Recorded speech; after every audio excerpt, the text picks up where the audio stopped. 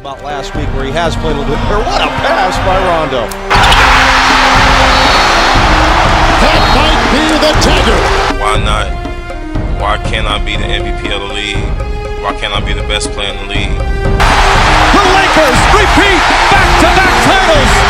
The LA Lakers, the 2010 NBA champions.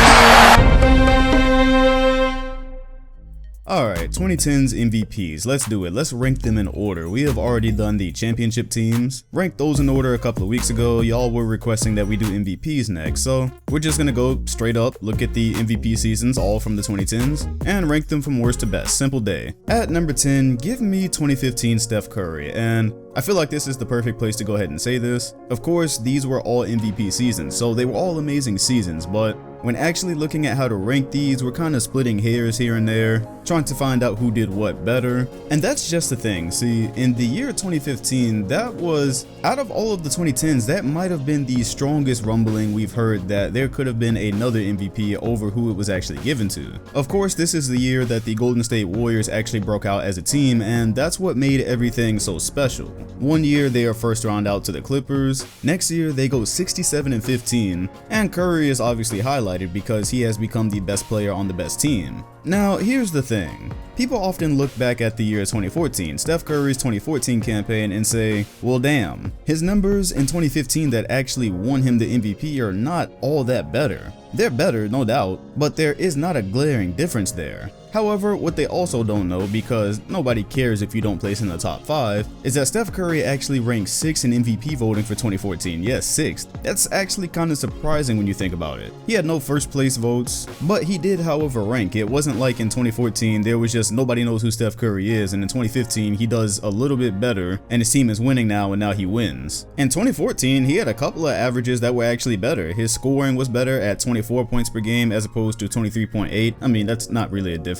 But then he actually did average 8.5 assists as opposed to 7.7 in his MVP year. But see, here's the thing with that. You go from 2014 to 2015, what's different? Steve Kerr is now the coach. There is a completely different system. Steph Curry is doing less ISO, running around more screens, ball movement is better. So that's the one thing that people have always looked at Curry and said is, oh, he's a point guard, but his assist numbers aren't necessarily high. And it's all in the system. He's more successful in the system that has used him to move around and even sometimes as a decoy, as opposed to what he was running under Mark Jackson for a majority of the time. So the system allowed Curry and the team to be more successful, and people were mad. James Harden specifically was mad. Go back in time to the start of the 2016 season when he was asked about it, and he says he 100% deserved the 2015 MVP. And he felt not just, regular snubbed, he felt snubbed because Curry won 2015 in a landslide. He got 100 of the 131st place votes, and Harden was like, wait, I led the Houston Rockets to finishing 2nd.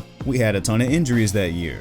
Says that they won their division in a division where every team made the playoffs, led the league in total points scored, minutes played. In other words, Harden feels like he did more and that he was more valuable to his team. Meanwhile, Curry was the best player on the best team, and that is an argument we have seen for damn near every MVP, but nevertheless, he had a point. I guess that's just the semantic arguments between, what do you really mean by most valuable player? And it doesn't seem like it's always equally applied, because look at 2017. That's another year I'm sure Harden believes he probably deserved it. A lot of people believe Harden deserved it, but that was given to Westbrook, and that is who I have at the number 9 slot. So off the top of my head, I believe I can say without fact checking that the 47-35 Thunder were the worst team to produce an MVP this decade. I believe every other team probably had at least 50 wins, except for the 2012 Miami Heat, but that's because it was a lockout year so there was less games. That being said, Westbrook had a hell of a season and broke that stereotype, that stereotypical MVP, the best player on the best team. It seemed like in 2017 they really gave the most valuable player to the guy they thought was most valuable to his team. Westbrook averaged 32 points, 11 rebounds, and 10 assists, making him the only other player in NBA history to have averaged a triple-double for a season. Now triple-doubles are just a thing of the past, basically. No one really cares. You see on your ticker someone had a triple-double, specifically Westbrook, and you're like, cool. But you may not remember that in 2017, nobody ever thought that record would be touched again. That triple-double record was absolutely one that we didn't think it would be able to be duplicated in a league that was so competitive and with so much intensity.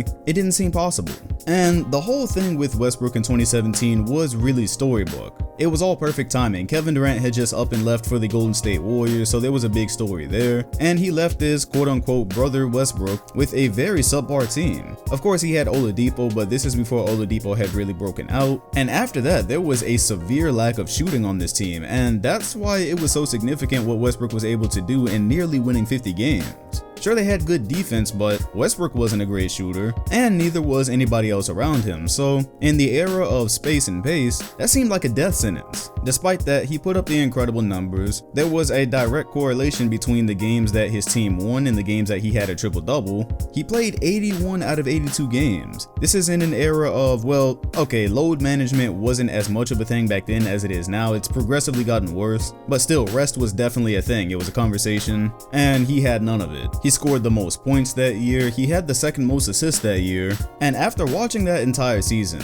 once he hit the game winner against the Denver Nuggets, you knew that it was wrapped up, you knew that it was story time, you just knew that it fit too well for the MVP to go to anybody else. Problem was, James Harden was in a somewhat similar situation. I mean, he had shooters around him in 2017, but he also did not have another star around him. He had the second most total points, shot a better percentage, had the most assists that year, but here's the kicker. His team won more games. A lot more games relatively for guys in the MVP race. They had a record of 55 in 27. So this is the inconsistency, because 2017 was a time when they clearly put emphasis on the word value. As in, Westbrook was playing on a team that had no shooting, really did not fit well, but he mustered up enough to get them to the playoffs when a lot of people probably thought they weren't going to make it after KD left, as opposed to James Harden having Eric Gordon around him, Ryan Anderson, Luke Williams, Trevor Ariza. There were pieces that fit there, so once you look at Westbrook averaging a triple-double, that pretty much put him over the top. That being said, again, Westbrook's percentages as usual were not great. There was pretty much visual evidence of his teammates allowing him to grab rebounds, and that triple-double plus the teammates that he had around him really just carried so much weight in him winning it that I think there are better MVP seasons. At number 8, we're going to be pretty consistent here, and although I love D-Rose, I love his story, and will forever reminisce about his MVP campaign in 2011, I gotta put him back here with Westbrook. I think these are fairly similar situations where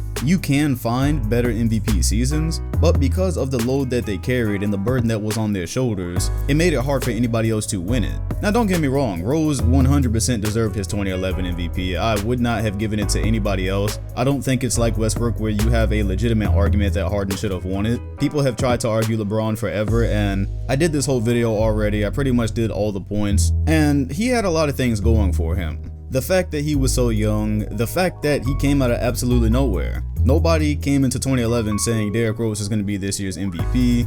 All the injuries that had accumulated around him, so it wasn't just like Westbrook where it was a team that didn't fit. They actually came in that year with a good team. They had signed Carlos Boozer, but he and a lot of other players were hurt for a lot of that season. So imagine a guy coming into a season where there's already not that high of expectations for him, yet he busts through those expectations and leads his team to the first place in a conference where you had the Big Three Miami Heat. Now, if we were doing MVP stories, this would probably go number 1. As a matter of fact, he and Westbrook would be 1 and 2. MVP seasons, however, you will find better ones than where a guy is shooting around 44%, which is where Rose was. Again, circumstantial, number 1 option on a depleted team most of the year. You're probably going to be taking most of the shots, and you're not really set up in a situation to be as efficient as you can be. But then, hey, what about being the only player that season to have over 2,000 points and 600 assists? What about having the second highest usage rating and playing 81 out of 82 games because your team needs it? He 1,000% deserved the MVP. It was storybook.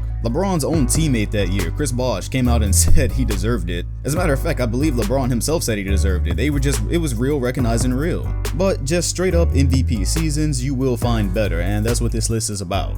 At number 7, James Harden finally got his MVP. After supposedly having been snubbed at least twice, He takes it home in 2018 with averages of 30 points a game, 9 assists, 2 steals. And you know what? This is one of those years where I don't necessarily think there was much of a debate for the MVP, and he won first place votes over LeBron James in a complete landslide. See, the thing about 2018, this was a time where LeBron just was not going to get the MVP. The Cavaliers were in complete turmoil. It was pretty much the worst they'd been since he returned. Kyrie Irving was no longer there. It was not a championship team, and the only argument people could really make for LeBron against Harden that year was that, hey, LeBron is putting up amazing numbers and he's playing with a worse team. That being said, when you talk about the 2018 Cavaliers defensive woes, everybody played a part, including LeBron. I think that was one of LeBron's seasons where the only way they could argue it is just saying, okay, if we took both players off of each team, who would be better? Which team would be better? And when that's the only argument for the MVP, in most years, the guy you're arguing for is not gonna win it. You also look at the fact that Harden was helping to initiate what was the most efficient offense in history, or at least one of the best offenses in history,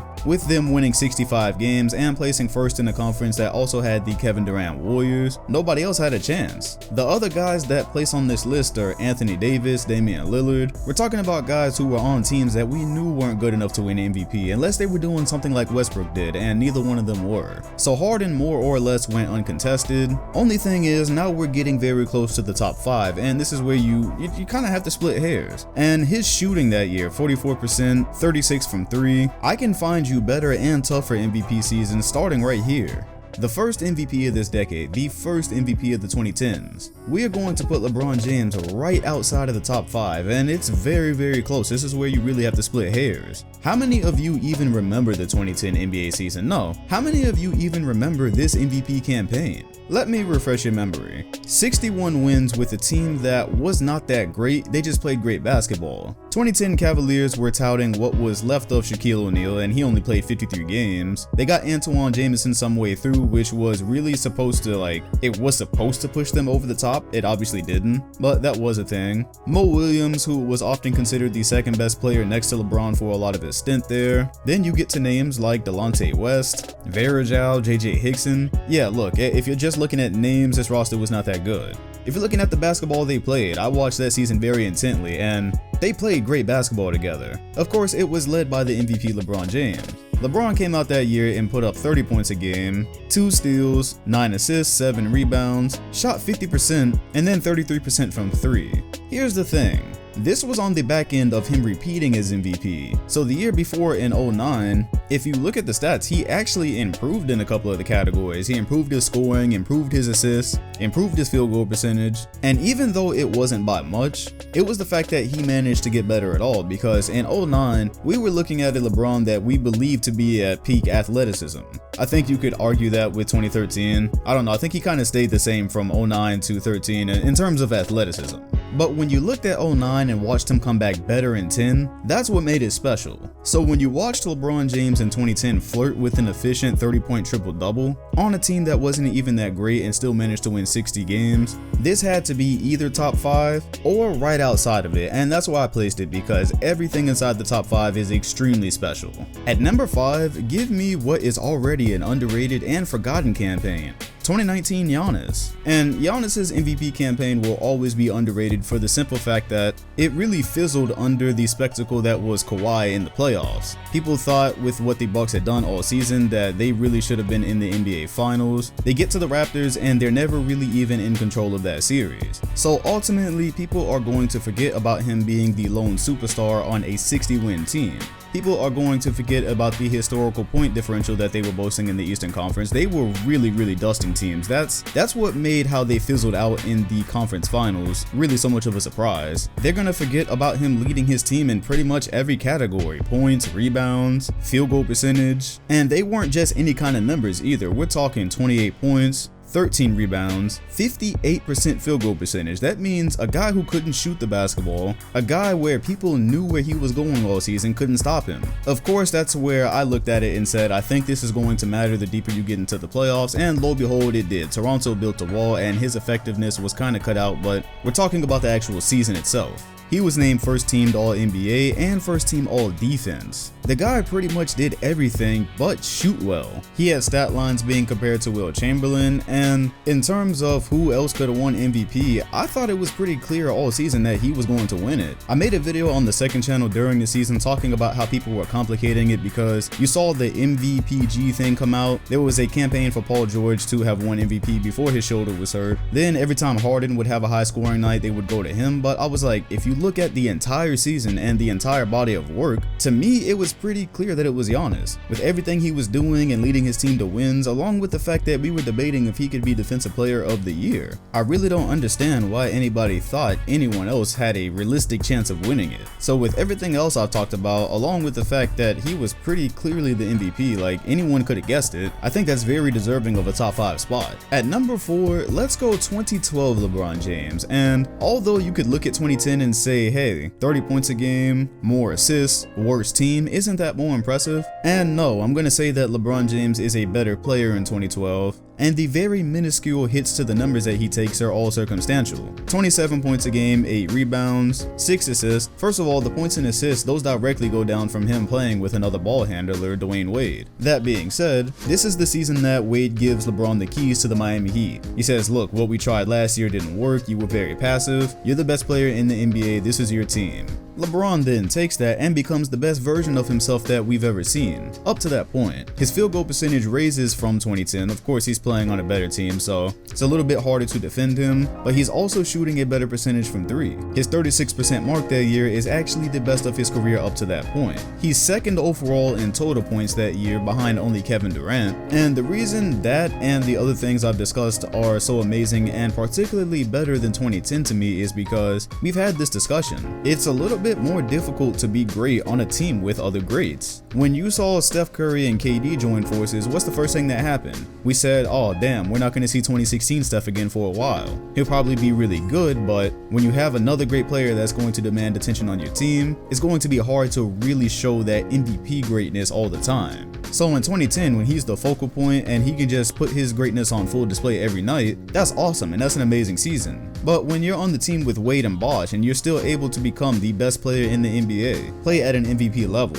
and manage everything that comes with that, and just overall be a better player than you were in 2010, that's my reasoning for having this inside the top 5, whereas 2010 was probably a little bit prettier. But if you really understand what happened there, I think this makes sense. Moving on to number 3, oh man, let me tell you a story about what y'all forgot. 2014 Kevin Durant, in my opinion, is the most slept on MVP of the decade. People seem to forget that Russell Westbrook goes out that year, and Kevin Durant has statistically and visually one of the best seasons I've ever seen. I'm talking about the degree of difficulty on the shots because guys know they can kind of crowd him now without Westbrook on the floor. He went on an absolute tear, and to be able to win MVP at a time when LeBron James was still at his height, this is so slept on. With Russell Westbrook appearing in 46 games, Kevin Durant is still able to help lead the Thunder to 59 wins, nearly 60 wins. And he goes completely off, 32 points a game, 6 assists showing that he can actually distribute the ball, that he's not just a scorer, a steal, and 7 rebounds. That's on top of shooting 50% from the field and 39% from 3. So we're talking about doing everything and being efficient while being forced into some of the tougher looks that you will really see him take throughout his career. Durant plays 81 games that year because his team needs it, scores 2,593 points, that's 400 more points than Carmelo Anthony, who was in second place. He attempts the most field goals in the NBA that year while managing to shoot 50%. Look man, I have no problem admitting that while this season was going on, I, for the one time early in that decade, questioned if there was a better player than LeBron James. I really did. I watched KD in 2014.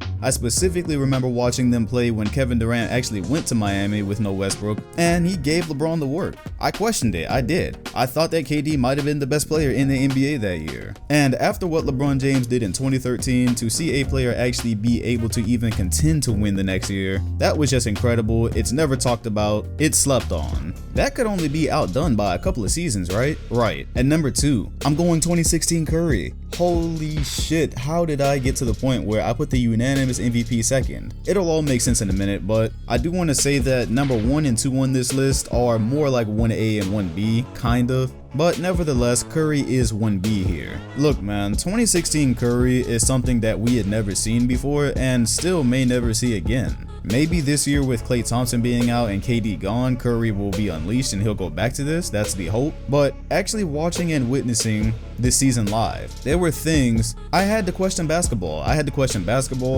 question things I watched from Kobe and LeBron, like specifically that night in OKC, the ankle game. That nickname never really caught on, but the man pulled up from damn near half court like he knew he could make it, and then he did. That was just one of many instances of him that season pulling from half court like he knew he could make it, and then he did. He took some of the craziest shots in basketball, shots that just a couple of years earlier would have had him sat on the bench. Shots that when you used to take them in the old 2Ks and the old NBA lives, the commentators would be like, oh, what is he doing? He's going to the bench. He's trying to throw the game. Those were the shots he made a living out of in 2016. He averaged 30 points a game, 7 assists, 2 steals, so where people say that he was not a great defender, he was definitely a great decision maker on that end of the floor and knew how to play the passing lanes. That's a skill. 5 rebounds. And then this is the crazy part, 50, 40, 90. 50% on the field goal, 45% on the 3-point shot, 90% on free throws. How the fuck? It's not just the numbers, it's how he was getting them.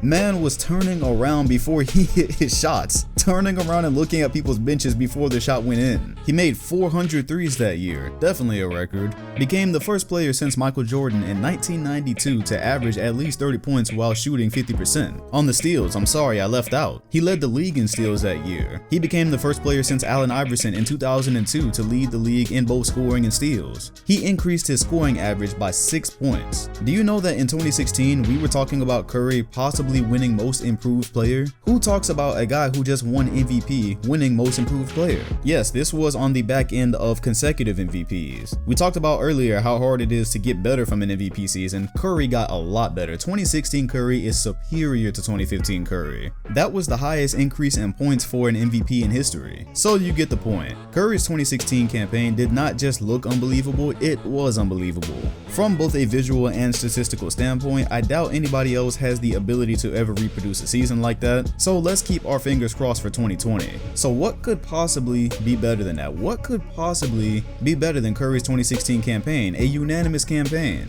Well, it would obviously have to be another campaign that should have been unanimous. Let's stop bullshitting, we know what it is. 2013 LeBron James. This is the only conceivable MVP campaign that could ever be put over Curry's. And the fact that anybody thought anybody deserved MVP except from Curry in 2016 is absolutely absurd. It's like people were just talking just to hear themselves talk that year. But yes, 2013 LeBron James, in my opinion, is probably the best LeBron we ever saw. 27 points a game, 7 assists, 8 rebounds, 57% from the field. 57. I'm talking about a small forward, not a center who's just under the goal dunking, a guy who's handling the ball and shooting threes, by the way. This was LeBron's best 3-point season ever at 40%. Coincidentally, the year that he played with Ray Allen. So while he's doing all of these other things, he's playing elite defense. He could have easily have been the defensive player of the year. He was the runner-up in 2013. His player efficiency rating of that year, 32. That is one of the highest ever. True shooting percentage of 64%. Like I said earlier, pretty much at peak athleticism. I believe that is the season he jumped over John Lucas, and yeah, he hadn't really lost much since 2013. I don't think he lost anything. Yeah, it's hard to argue that there was a better version of LeBron James than 2013. Helped lead them to that 27-game win streak, 66 wins, and the only reason it's not unanimous, the only reason is because somebody thought that Carmelo Anthony was more valuable to his team because, wait, if you take Carmelo off the Knicks, they don't make the playoffs. If you take LeBron off the 2013 Heat, Dwyane Wade and Chris Bosh can probably still lead them there and probably get pretty far. That was the logic, so just think about that every time that you use that argument, the take players away from teams argument. That is that was a stupid enough argument to cost LeBron James unanimous MVP because a voter actually used it. Was he right? Probably. Did it make any sense at all? Absolutely not. That's a joke. That's a complete joke. I think if you were in a deep debate about why 2016 Curry isn't 1A instead of LeBron James 2013, I would say defense is the big divider there. LeBron could guard basically any player that year. Very versatile, guard multiple positions while playing the passing lane like Curry did. Very vocal, could make great rotations. Yeah, when you talk about everything he did on the offensive side plus his elite defense that really maybe should have won the defensive player of the year, I think that's where I probably put it over 2016. mean, but hey, if you argue that Curry's was better and that he should be 1A, you know what? I'm not mad at you because I watched 2016 and again, couldn't believe my eyes. Anyways, if there is something on this list that causes you not to be able to believe your eyes, make sure to talk about it in the comment section. Hit the like button, comment, and sub. Make sure to hit me up on Twitter, Instagram, wherever. Let me know what are the top 10 lists you would like to see from the 2010s. The MVPs were very highly requested, so there you have it. That is my list. Make sure to leave yours in the comment section. Thanks for watching, and I'll see you all on the next one.